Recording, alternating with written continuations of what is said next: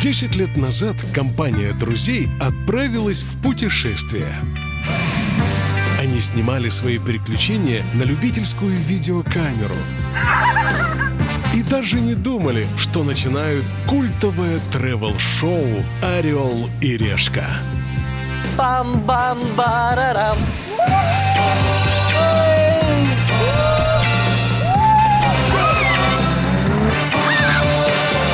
530 выпусков. Десятки звездных ведущих. 60 миллионов телезрителей во всем мире. Миллиард просмотров на Ютубе. О нас говорила даже Мадонна. Понеслась! Я впервые что-то выиграл! В честь десятилетия мы дарим нашим зрителям 10 выпусков, которые проведут суперзвезды. С днем рождения! С днюхой вас, друзья! Поздравляю. День рождения! С днем рождения, Решка! С десятилетием! Больше путешествуйте! Открытых границ! И отрицательных тестов на коронавирус. С десятилетием! Люблю до чертиков! Сотни стран и тысячи городов. Путешествие с «Орел и решка» — это всегда изобилие эмоций, впечатлений и возможностей. Берем от приключений все. Вместе с премиальной картой MasterCard. Вот это уровень. Вот это я люблю. Важно знать только пароль и выделить каких-то пару секунд для удобной оплаты.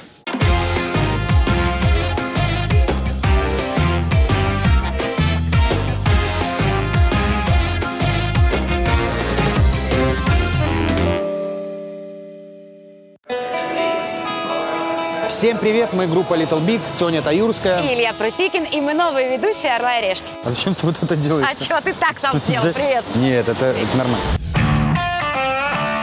Встречайте, наш первый звездный ведущий Илья Прусикин. Лидер и автор песен группы Little Big. В год, когда родилась «Орел и решка», Ильич работал в магазине для взрослых. Сегодня же он вместе с командой выпускает хиты, которые знает весь мир.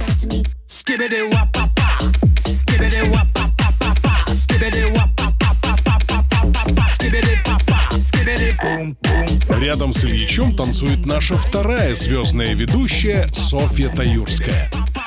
Фронтвумен группы Little Big. Софья обожает готовить, большие машины и много ходить на беговой дорожке.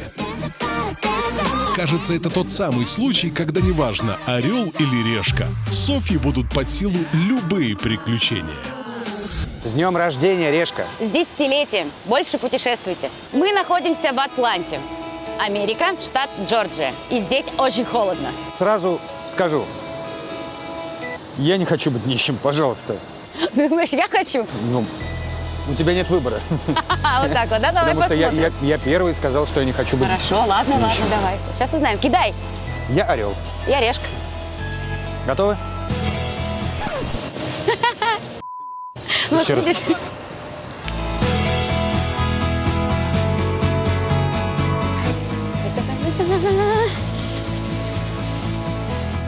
Да! Орел! Давай еще раз. А можно переиграть, ребят? Орел! Ребят, можно переиграть, пожалуйста? Он должен конечно, быть нищим. нельзя, конечно Это же, нельзя. кармически невозможно. Я как хотел, так и получилось. Вы спросите, в чем мой секрет? Секрет в том, что я красивый, привлекательный и удачливый. В общем, все как всегда. Давай.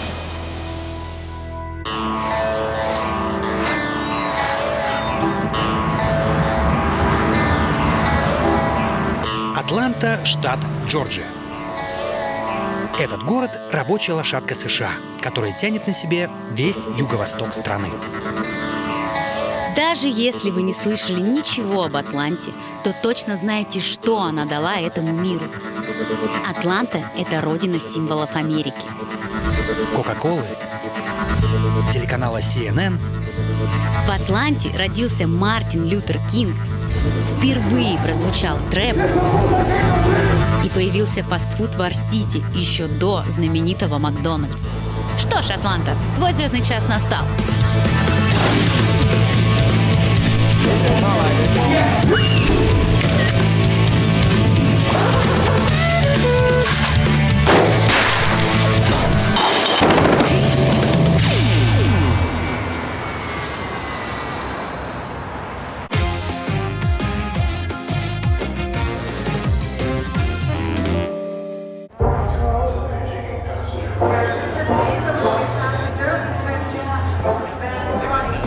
Мы находимся в аэропорту Атланты, и оказывается, это самый загруженный аэропорт в мире. Вы знали об этом? Я нет.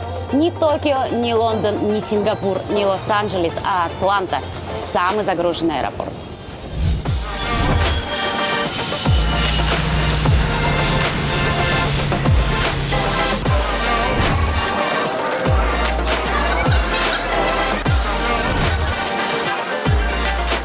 Представляете, многие американцы никогда не были в самой Атланте, но почти каждый хотя бы раз в жизни был в аэропорту Атланты на пересадке.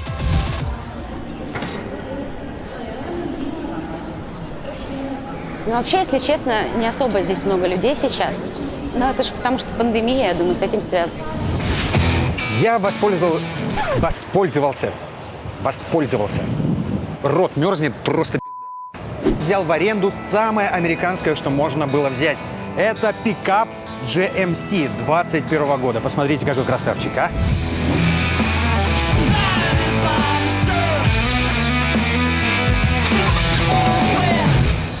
А это мой личный водитель.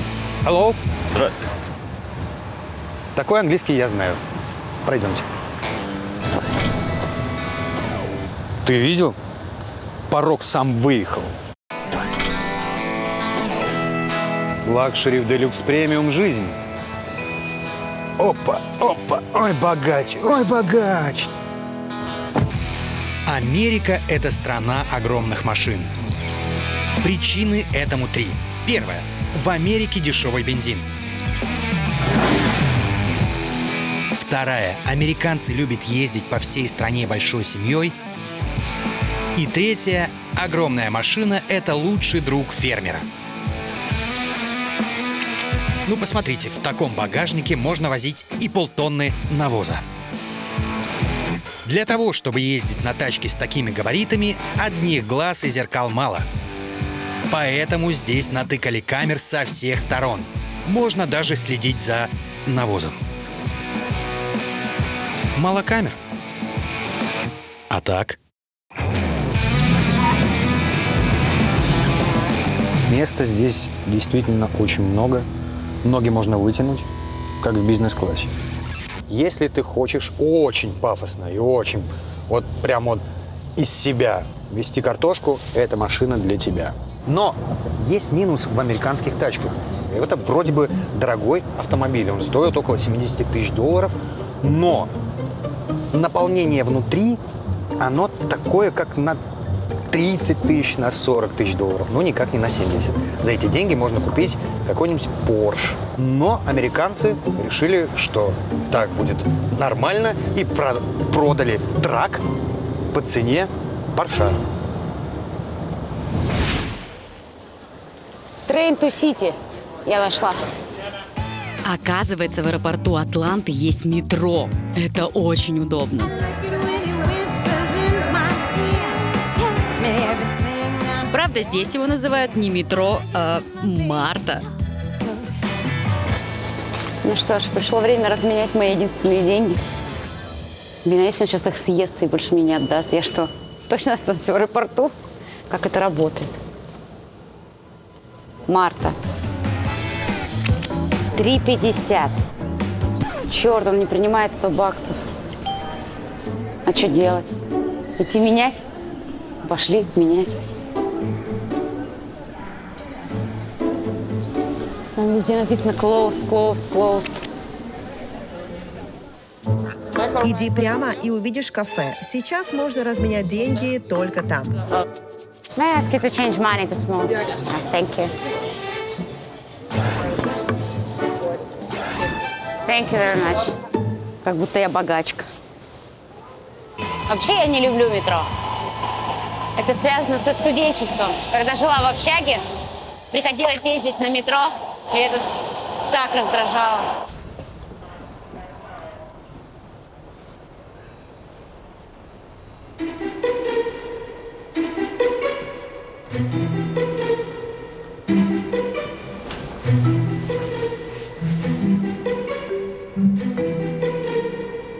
Так странно, как будто я одна шевелюсь в этом вагоне.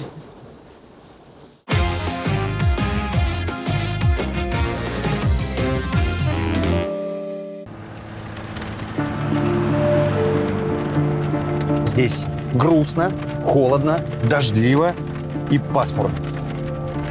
Ай, люблю. Все как дома.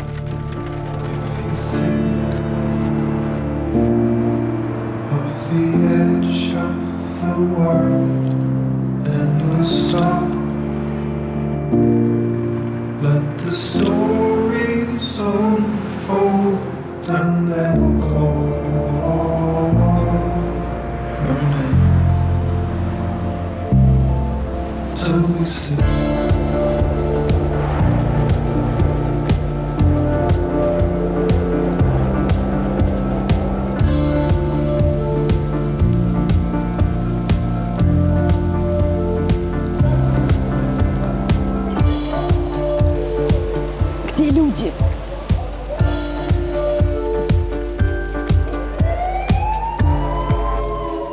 Достаточно странно, что на выходных здесь практически нет людей. Город как будто бы вымер от какого-то вируса.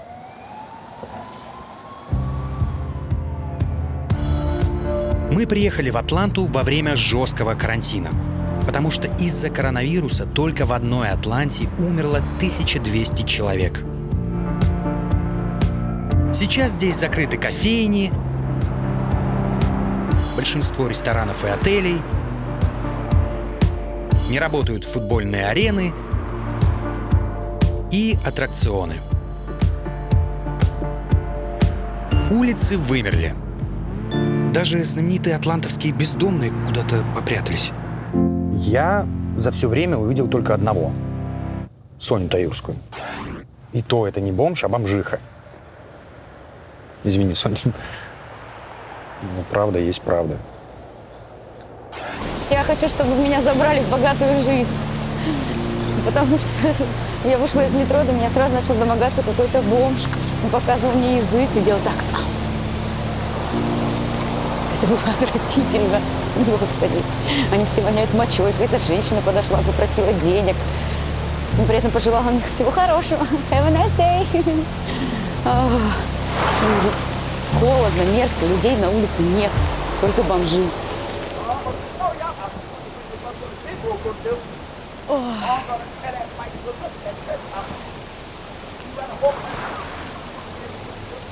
Господи, ты чувствуешь это? Какой кошмар.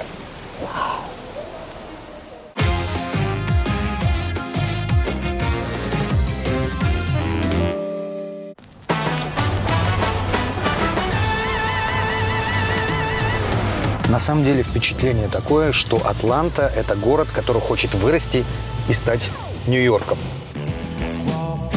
Очень похожая архитектура. Прям один в один.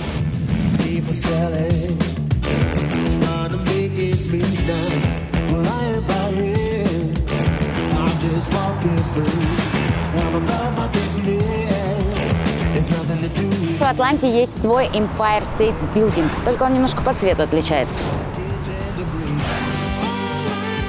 Еще в Атланте есть свой дом-утюг. Как на Манхэттене. Причем первым построили именно атлантовский дом-утюг.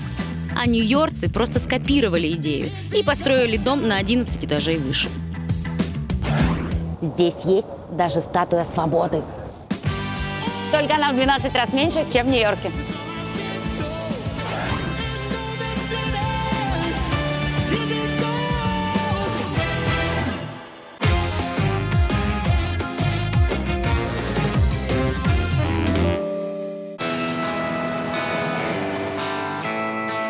Ну все, хватит смотреть на безлюдные улицы Атланты.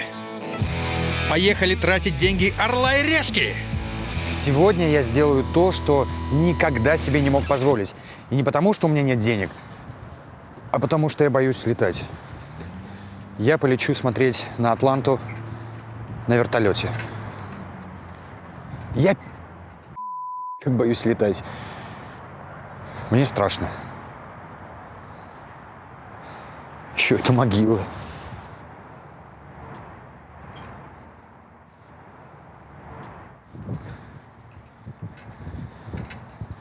Пойдем.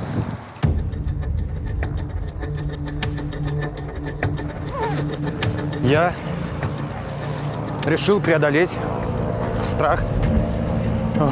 Вертолет. Черт, главное не ребят.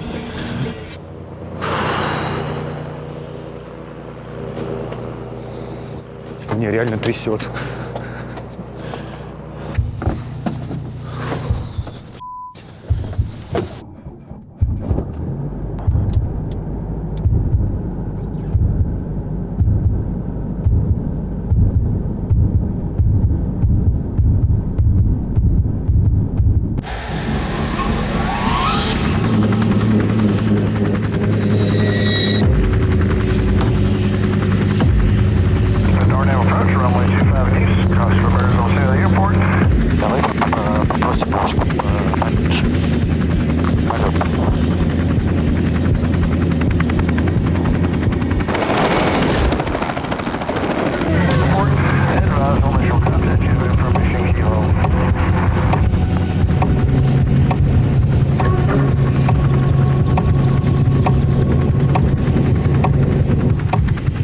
Ну как, поговори со мной.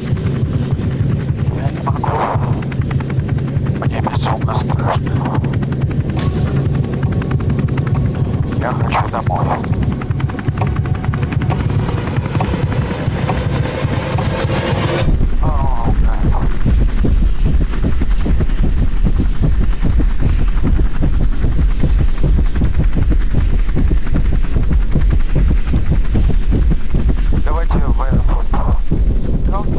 Airport, please. You want to go back? Yeah. All right.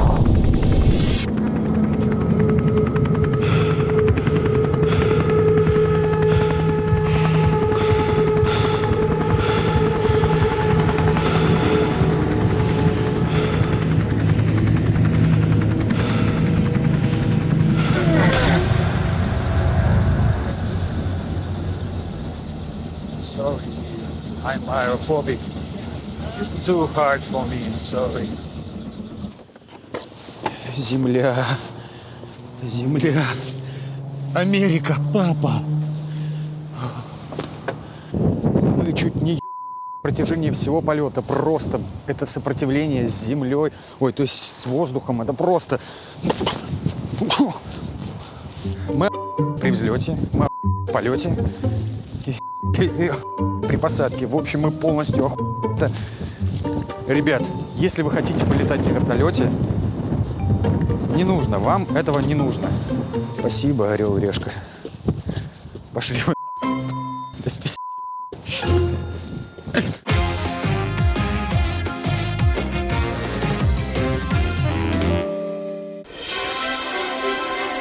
Первым делом в Атланте туристы идут, а иногда даже бегут, как я, знакомиться с главным символом Америки.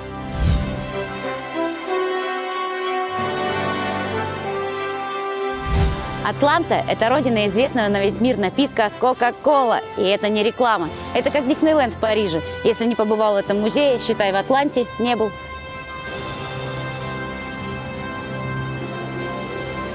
На входе в музей можно угоститься бесплатно газировкой.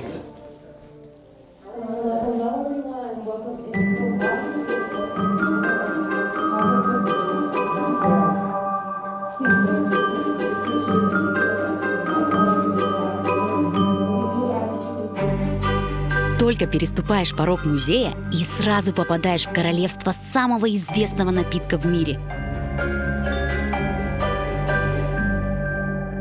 Этот напиток был придуман в 1886 году фармацевтом Джоном Пембертоном. Вот, собственно, и он. По одной из версий, Пембертон добавил в воду сок лайма, сахар, ванилин, лимонную кислоту, кофеин, экстракт ореха дерева кола и экстракт листьев коки. Да, именно той самой коки, из которой производится кокаин. Но тогда он еще не считался наркотиком. И у Пембертона получился густой сладкий сироп. Он запатентовал его как лекарство от депрессии, которое еще повышает потенцию.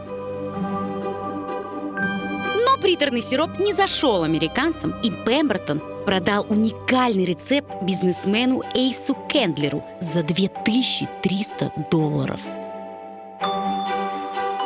Кендлер додумался разбавить сироп содовой, и с того момента все забурлило.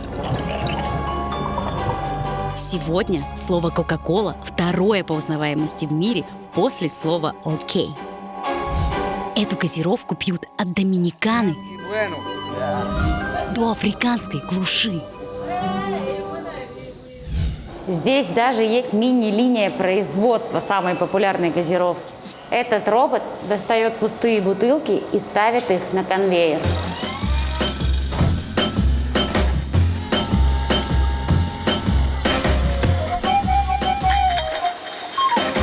Потом черную шипучку разливают в бутылки.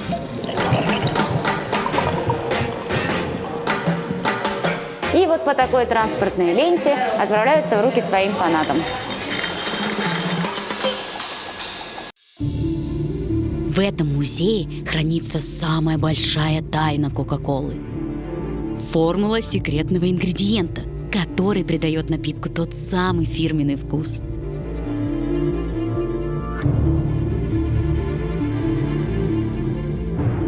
Говорят, что раньше только 2 человека в мире знали формулу.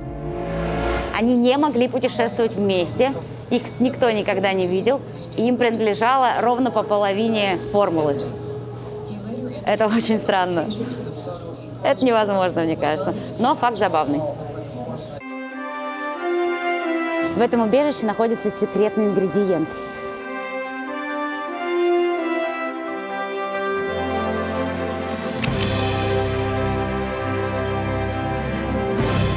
В этом сейфе хранится секретный ингредиент. Нам, конечно же, его не покажут и не расскажут, но он там, если что.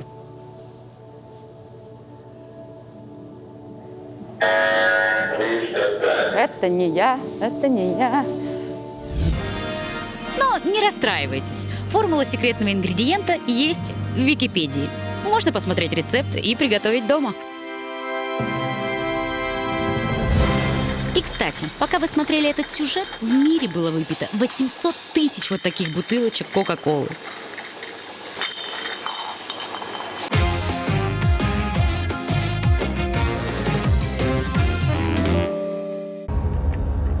Я очень много гастролирую и в отелях живу чаще, чем дома. Поэтому я заставил продюсеров найти мне в Атланте не самый дорогой отель, в которых обычно живут фрешки, а что-нибудь эпатажное. И они нашли.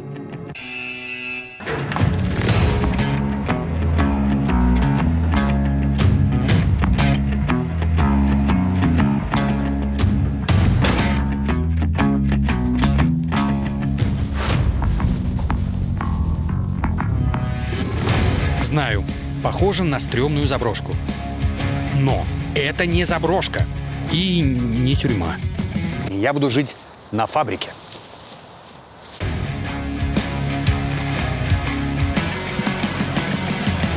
Внутри меня ждет что-то необычное. Let's try. Что в переводе с английского? Давайте попробуем.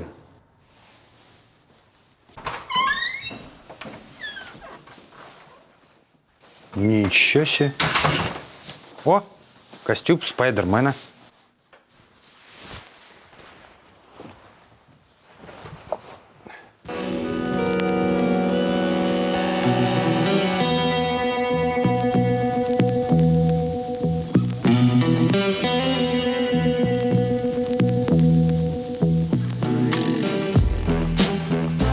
Ого. На самом деле выглядит все безумно круто. Я реально как будто бы в антикварной лавке. Хозяин этого лофта – фанат старой Америки. У себя дома он собрал вещи из американской жизни разных эпох. Вот, например, проигрыватель из 30-х. Радио, пожалуйста. Захотел послушать радио. Раз завел, так хорошенечко.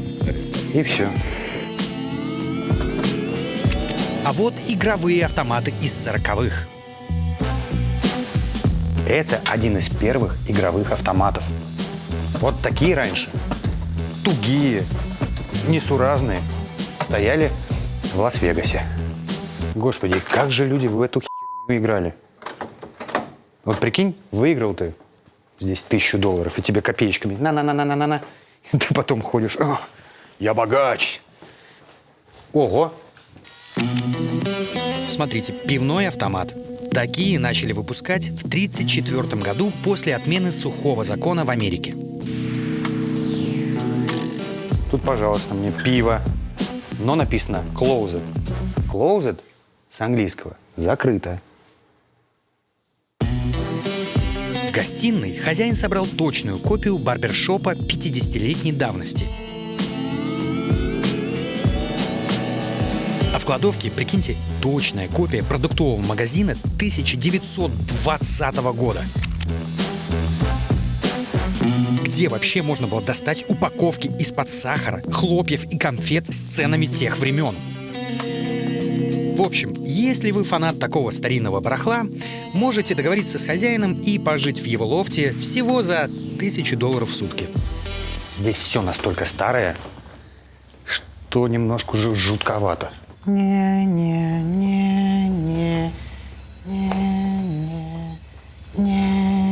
Реально, вот фильмы ужасов. Жесть какая-то.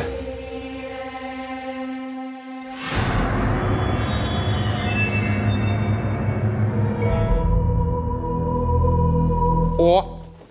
Вот и кровать.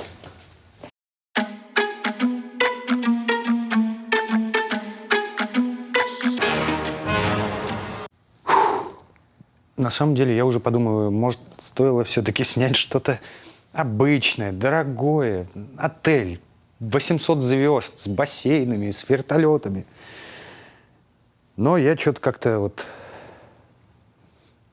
решил. Ну вот, теперь буду спать среди вот этих вот кукол старинных. И, возможно, здесь будет маньяк. И, возможно, это мое последнее видео. Страшно, реально страшно.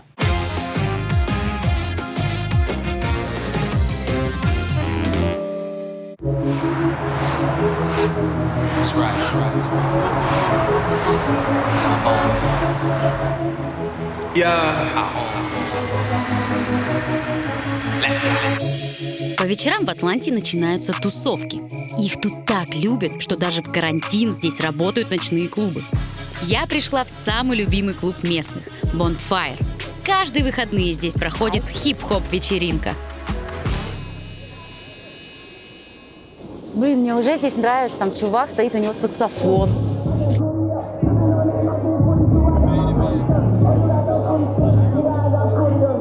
Я нашла, где погреться в этом городе. Вечеринка уже в разгаре. Горит костер. Братаны собираются.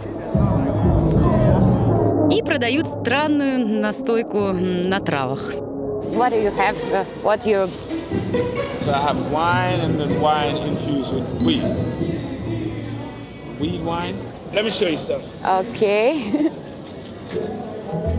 Herb wine. Oh, yeah! У них вино с марихуаной. Реально. И они назвали это herb wine. Ну, как будто оно с травами вино. May I ask you to taste it? Sure. For free. Sure. Yeah? Really? За Атланту! Я только что попила вино с травой. Черт возьми. Мне пора внутрь. Мы заходим в клуб.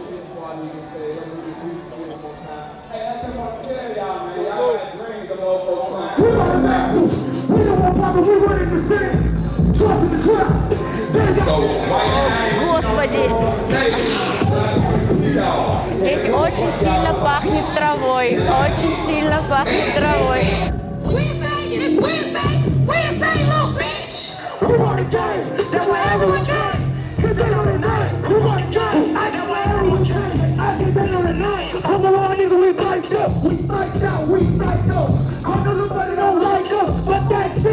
И я единственная белая в этом здании.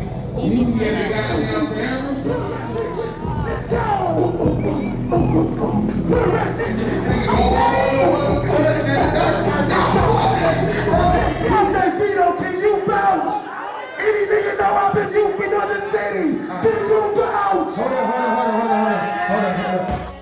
Атланта – это один из тех городов Америки, где афроамериканцев больше, чем белых. Здесь правит афроамериканская культура. И в почете не рок и поп, а настоящая черная музыка – южный хип-хоп, который называется трэп.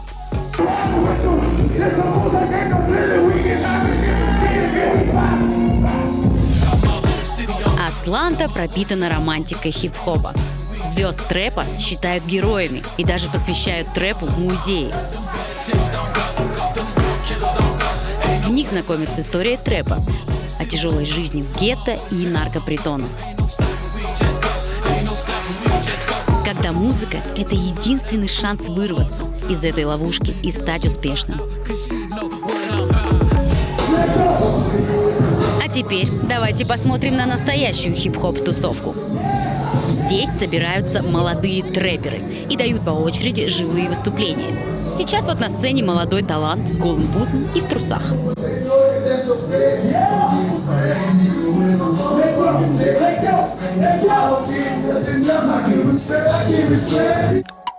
Если не нравится, что читают со сцены, можно взять наушники и слушать музыку, которую играет диджей. И так всю ночь напролет.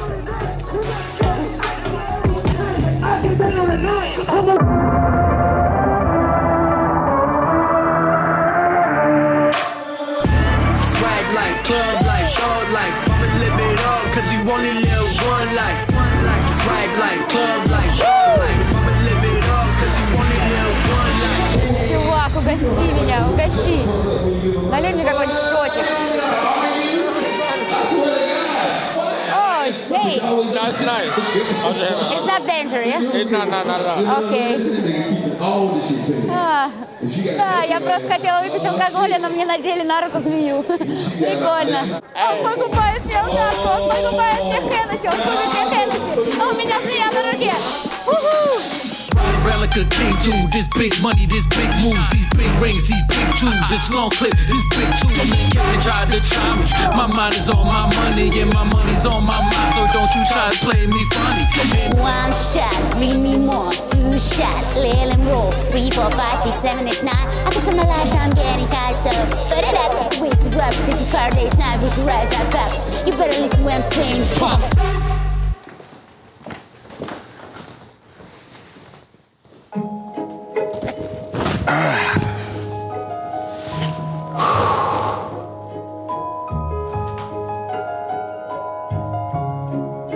Спокойной ночи. Good night на английском. Спокойной ночи.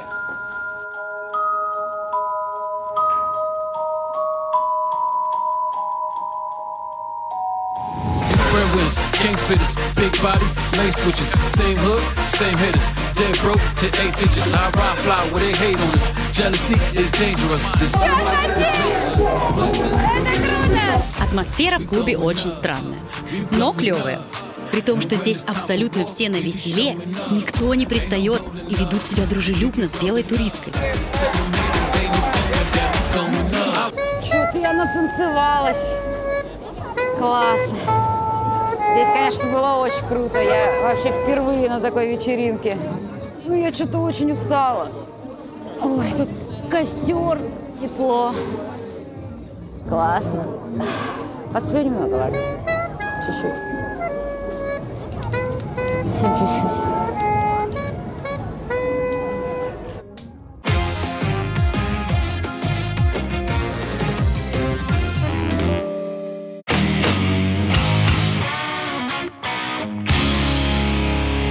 В этот уикенд со мной моя премиальная карта MasterCard. Как только попадает в руки, сразу чувствуешь себя роскошно.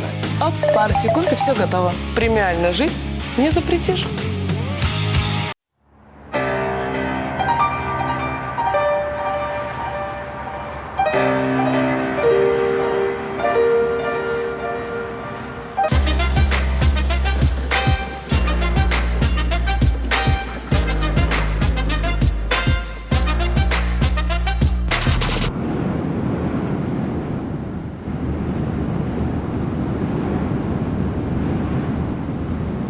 Я устаю и думаю, может, я уже улечу на этом ветре куда-нибудь, туда, где тепло. И вот надела я на себя раз куртку, два куртку, три куртку, трое штанов, а все равно как будто до костей меня пробирает этот ледяной ветер. А говорят, Атланта, Южный штат. Они позагорали, короче, мы ни разу. Ой. О, боже, у меня аж слюнки вылетают. Надо срочно совместить приятное с полезным. Погреться и поесть. Позавтракать я решила пойти в знаковое место не только для Атланты, но и для всей Америки. В Атланте есть особенный фастфуд. Это самая огромная забегаловка в мире. Вот она, Варсити.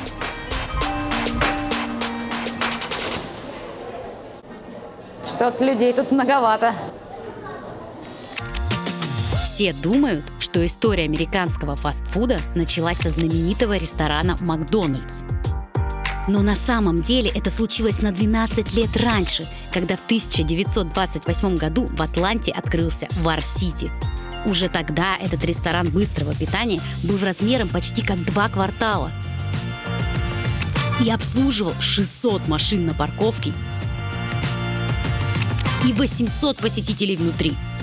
В то время в день ресторан продавал 3 километра хот-догов, тонну лука и больше 1000 килограммов картошки. За 100 лет здесь перекусывали Элвис Пресли, Мухаммед Али. Это же МакКонахи. Еще молодой, красивый. Здесь обедали Обама и Клинтон. Смотри.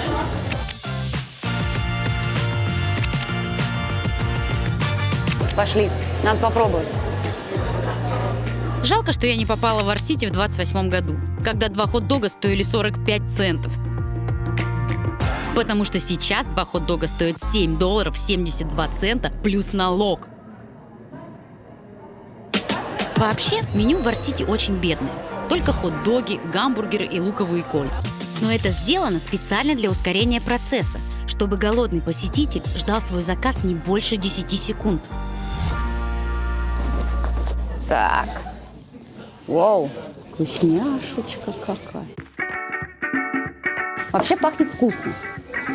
Ну вот этим, знаешь, везде в Америке есть такой специфический запах усилителей вкуса. Они добавляют, мне кажется, везде абсолютно этот усилитель вкуса. Ты его ни с чем не спутаешь. Но вообще неплохо. Скажем, не самый невкусный хот-дог. Я взяла самый популярный среди местных с жареным фаршем и горчичкой. Если честно, здесь вкуснее, чем у нас. У них сосиска лучше. Наши хот-доги какая-то вот не всегда везет с сосисками, а у них прям такая, знаешь, мясистая, хрустящая. Вот луковые кольца выглядят вообще неаппетитно. Это лук в тесте, сваренный в куче масла. В общем, на самом деле я была слишком доброй в оценке этого фастфуда, потому что на самом деле это полное говно, простите. Потому что я до сих пор полоскаю рот кока-колой от привкуса масла. Не знаю, что там ели Обама и Клинтон, но это отвратительно, правда. И сосиска на самом деле нифига не хрустящая. Просто я была очень голодная, и мне показалось это вкусным. А потом она была уже больше похожа на бумагу. Фу, какая гадость. Если честно, говно.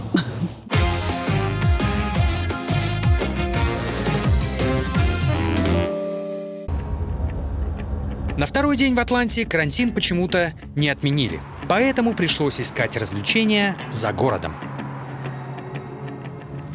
Если вы приехали за город, то вы можете поучаствовать в самом популярном развлечении у американцев спортивная стрельба. И мы приехали на Shooting Range, что в переводе с английского «стрелять ранчо».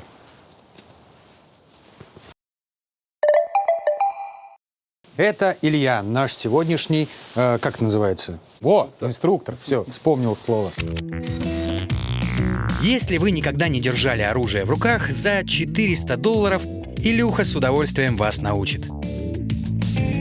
В Америке нужно разрешение в принципе на оружие или только на ношение? В Америке нужно, чтобы иметь оружие, нужно быть 18 лет, чтобы иметь шотган. Это просто, шотган. Чтобы иметь пистолет, нужно 21. И, соответственно, чтобы носить его в закрытой форме, то бишь под одеждой, нужно иметь права, лицензию. Чтобы вот так вот взять его и просто вот так вот гулять по улице, ничего не надо. Интересно. То есть, по факту, если мне 21 год, я могу ходить с калашом? Запросто. Я на мотоцикле ездил, этот калаш у меня за спиной висел. По законам штата Джорджия, как только тебе стукнуло 18, можешь купить себе, например, вот такую винтовку. И ходить с ней куда захочешь. Хоть в церковь, хоть в больницу, даже в школу. Представляете? Если ты покупаешь здесь недвижимость, по законодательству ты обязан держать дома оружие. Здесь самая низкая степень грабительства и все этого во всей Америке. Поэтому для жителей Атланты прийти на природу со своим оружием и пострелять – такое же развлечение, как для нас ходить на рыбалку. Что прежде всего нужно знать человеку, который приходит на shooting range? Ну, во-первых, самое главное – это понимать, что дуло нужно наводить всегда туда, куда пойдет патрон, а не туда, где стоит человек. Вот. То есть безопасность превыше всего. Однозначно. Ну что, время пострелять? Сегодня я попробую 5 разных пушек.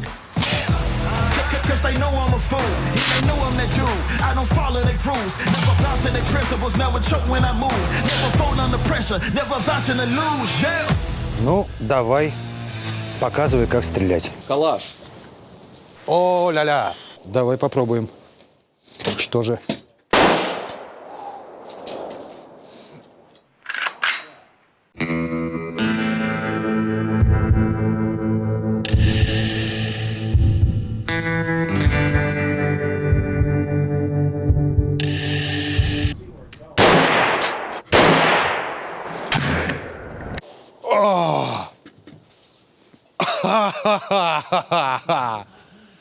О, мой палец, вся отдача. О! Ребят, я палец не чувствую. Как я буду стрелять? You don't have to guess who in the building. Born of the realest. Never catch me slipping. I was born as the illest. They call me and do it. I'ma show you how I know it. Know this. Walking, now you're born in a million. Guess who in the building. Born of the realest. Never catch me slacking. I was born as the illest. They call me a champion. I got the with a win. I'm a born in a million. Молодец.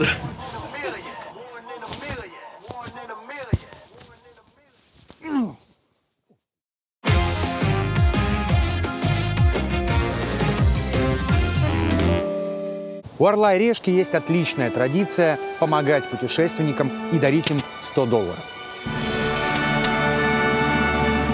Я спрятал их в районе Камберленд на улице Акерс Милл Роуд. Спуститесь на набережную к реке Чатахучи и ищите клад под камнем напротив реки. Good luck, что в переводе с английского означает «хорошо, удача».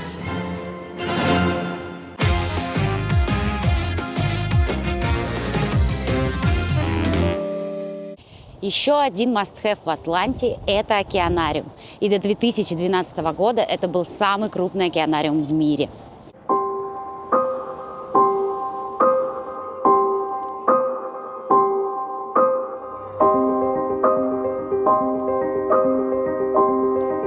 Очень красиво, конечно. Это самый большой аквариум в моей жизни. Цена билета кусается как акула. Но не зря я экономила. Мне как раз впритык хватило денег на билет. Это реально выглядит, как будто смотришь на океан со дна. Просто. В океанариуме Джорджи можно увидеть редких акульих скатов.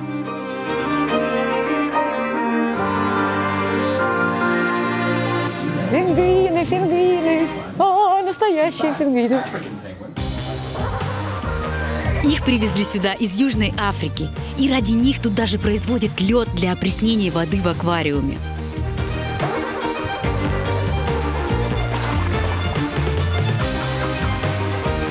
А еще здесь есть удивительные киты-белухи, которые поют как соловей.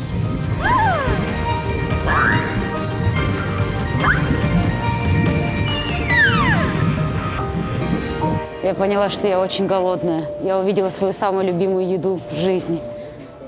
Октопус. Боже, какой же ты вкусный, ты бы знал. Сейчас бы тебя на гриле так.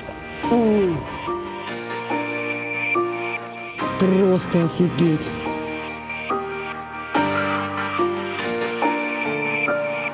Это, наверное, как-то нетолерантно в аквариуме говорить.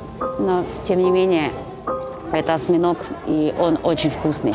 О, смотри! Это она! Это китовая акула!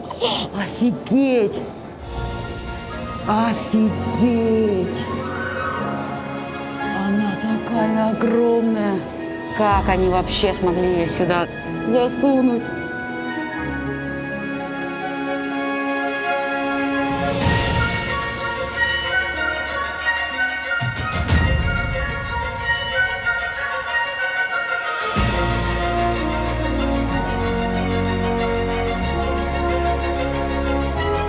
Это самая красивая акула, которую я видела в жизни. Обычно акула вызывает страх, а это прям доставляет эстетическое удовольствие.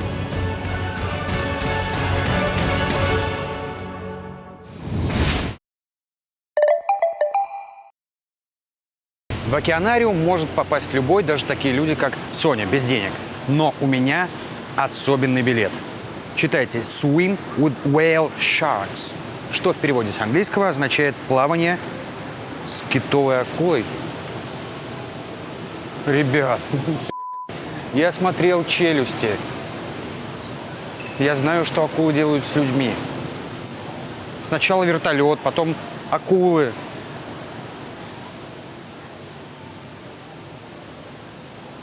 Я ненавижу вас. Вас, дорогие зрители, люблю, а их ненавижу.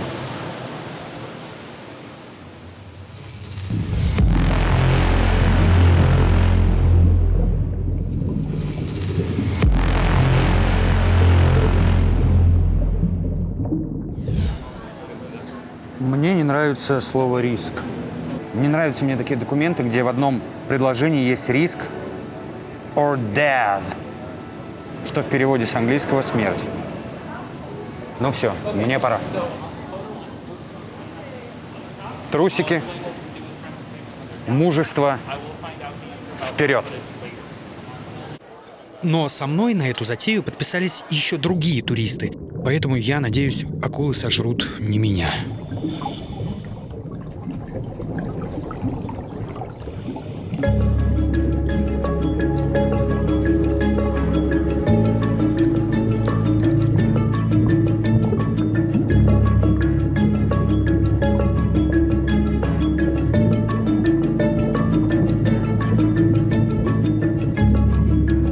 Входит в купание с акулами за $250. Вы плаваете полчаса, и в конце вам дарят фильм. Давайте его посмотрим.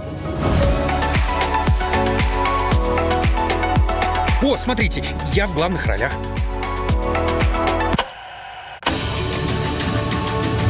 А вот я проплыл в метре от гигантской акулы.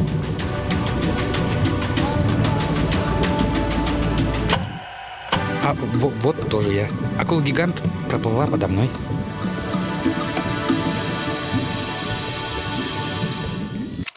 А еще за $250 вам сделают 2 супер фотки на память. В общем, поплавать с китовыми акулами оказалось крутой идеей. Во-первых, это безопасно. Во-вторых, круто. Я даже одну потрогал. Но есть минус. Очень холодно везде. В аквариуме, на улице, в помещениях. Везде холодно.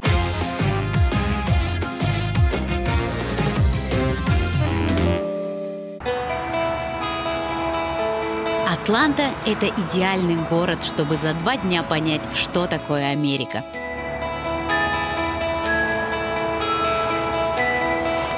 Атланта просто нафарширована американскими стереотипами, которые тут не стереотипы вовсе, а часть местной жизни. Господи, как же люди в эту играли? Тут все самое-самое. Самые большие тачки и самые высокие небоскребы.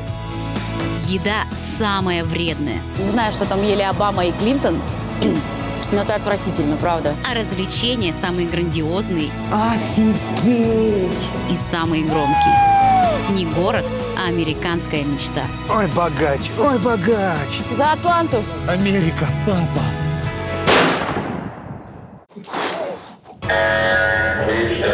Это не я. Страшно. Трусики вперед. Спасибо, орел и решка. Пошли.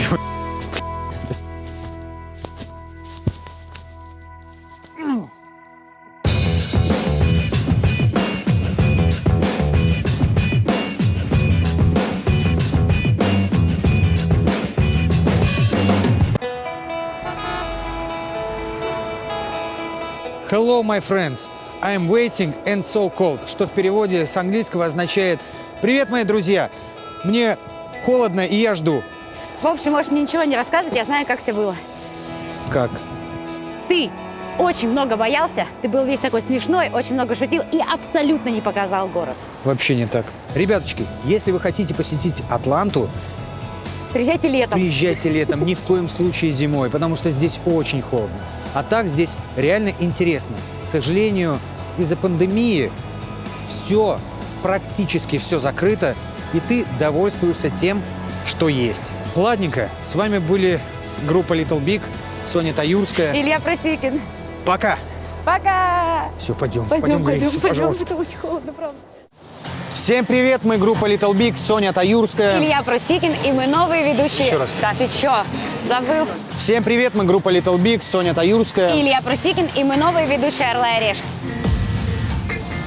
С днем рождения.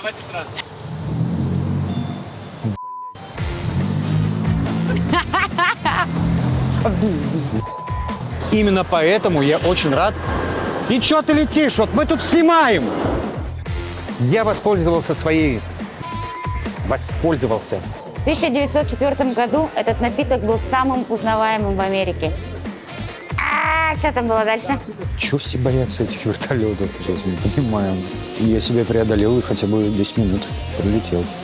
Это значит, не такой уж я ссыкло, не такой уж я пуська. Ну подожди, ты на взлете еще сказал. Не надо. Давай между нами это все останется, не надо никому рассказывать об этом. В честь 10-летнего юбилея «Орел и решка» едем в солнечный Канкун. С 9 по 16 мая приглашаем всех желающих отправиться с нами. Вас ждет неделя отдыха в отеле премиум-класса Club Med. Вечеринка в легендарном клубе с Леной Синельниковой. Йога и индейские ритуалы с Машей Иваковой. И я в своей стихии! Снорклинг в подводном музее с Алиной Островской. Антон Лаврентьев. И концерт Антона Лаврентьева на пляже. Вечериночка еще та намечается. Празднуй 10 лет «Орла и решки» вместе с нами. Все подробности в описании.